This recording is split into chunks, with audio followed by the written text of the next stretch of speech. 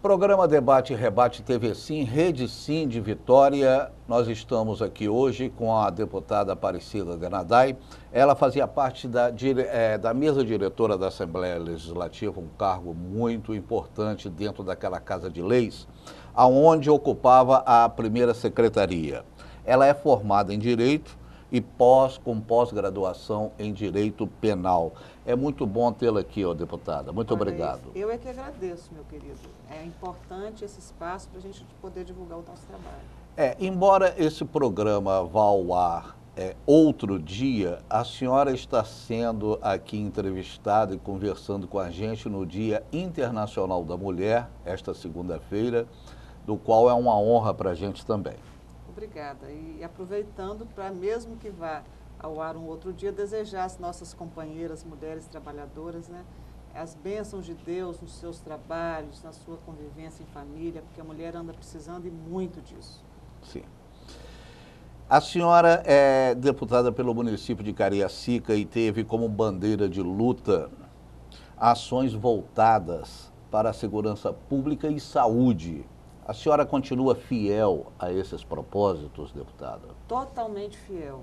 Na verdade, eu costumo dizer que trabalhar em favor e por uma segurança pública que atenda aos interesses do cidadão, só consegue fazer isso quem já viveu os dramas da insegurança na pele. A minha família, a minha casa experimentou isso da pior forma possível, com o assassinato do meu irmão. Então, essa dor experimentada pela minha família, por mim, pela minha casa, é uma dor que só conhece quem já experimentou, que já passou por ela.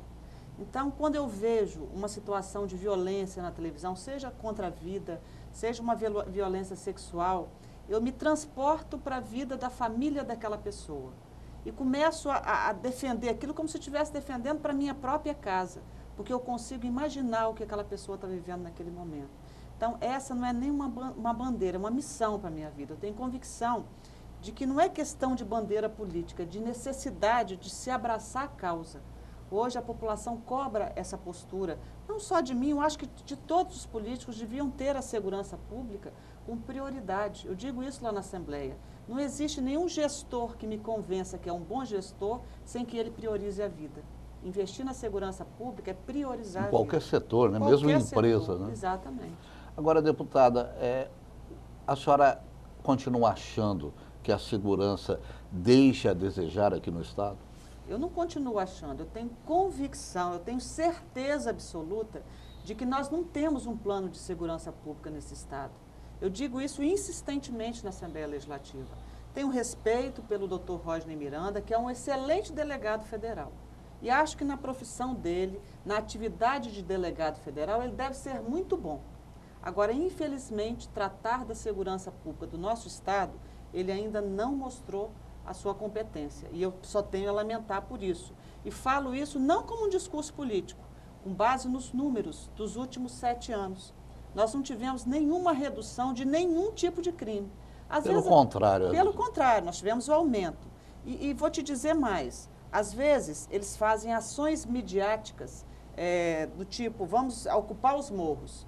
Aquilo dura 30, 40 dias, naquele período eles apresentam números como se tivessem sido reduzidos. A polícia desceu o morro, os números explodem de novo. Nós não podemos conviver com esse tipo de ação. Nós temos que ter ações contundentes de combate, de prevenção, mas que seja uma sequência, dentro de um planejamento estratégico de segurança pública.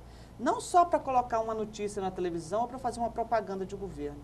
Sabe, eu acho que o povo já identificou isso e não tolera isso mais. Nós temos que mudar a nossa postura. Quando o governador esteve na Assembleia agora, na sua prestação de contas, eu fiz questão de fazer essa pergunta. Se esse ano o governo iria priorizar a segurança pública. Porque eu acho que essa é uma pergunta que todo cidadão capixaba gostaria de fazer ao governador. Então eu externei, eu tenho convicção, o sentimento do cidadão capixaba. Será que esse ano vai priorizar a segurança pública? Será que vai chegar a hora de se defender a vida do cidadão capixaba? Porque todo dia a gente vê famílias enlutadas, sofrendo. E assim, eu tenho a impressão que esses políticos que não fazem desta forma não experimentaram ainda essa dor. E eu espero em Deus que eles jamais experimentem, porque é uma experiência que não desejo para o meu pior adversário. Perder um ente querido na violência. Loucura isso, loucura. Então, assim, infelizmente, a gente acaba só abraçando essas causas quando experimenta essa dor, sabe? Talvez eu digo isso até para mim mesma. Eu não tinha noção, Mione, do que é viver isso. Eu fui uma cidadã comum, uma advogada, uma parceira do meu irmão, durante muito tempo. Nunca me passou pela cabeça A gente experimentar. nunca acha Não. que vai acontecer. Então, eu estou falando isso para mim mesma. Durante um tempo, eu também talvez pensasse como essas pessoas, de que isso não acontece comigo, é só na casa do vizinho, que isso não é problema meu, que eu não tenho que me meter nisso, eu tenho que ficar na minha. Eu já pensei assim também, até viver uma experiência como eu vivi.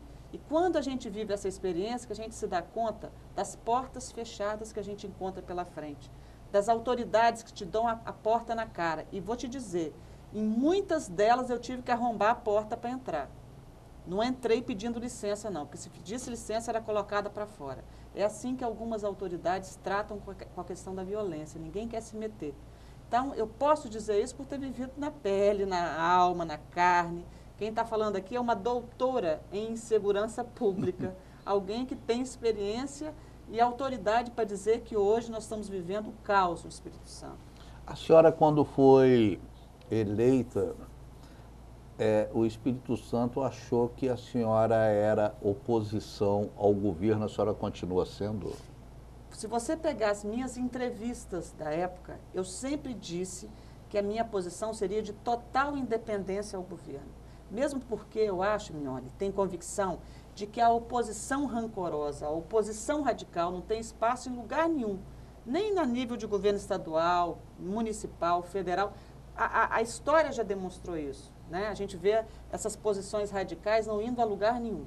Então, a gente não pode deixar de reconhecer aquilo que é bom num governo, porque ninguém é totalmente ruim, ninguém Uma oposição sadia. Sadia. Então, assim, quando o Espírito Santo precisou da minha posição para marcar posição contra algo que a população não queria, eu nunca deixei furo com eles. Sempre mantive o meu voto em favor da população. Mas é evidente que o governo que está aí não erra o tempo todo. Existem acertos e não é demérito nenhum para mim reconhecer. Pelo contrário, eu acho que ele foi eleito para isso mesmo. O governador que está aí foi eleito para acertar. Às vezes erra e erra muito, especialmente na segurança pública. Mas qual é o problema da deputada Aparecida Danadai reconhecer um acerto do governo? Nenhum, porque a própria população reconhece. É uma grandeza, por sinal. A própria população reconhece. Ia ficar feio para mim não reconhecer isso, porque fica parecendo um discurso político rancoroso e que não vai a lugar nenhum. E a história que a gente viu aqui no passado recente demonstrou que quem faz essa política rancorosa não traz nenhum benefício para a população.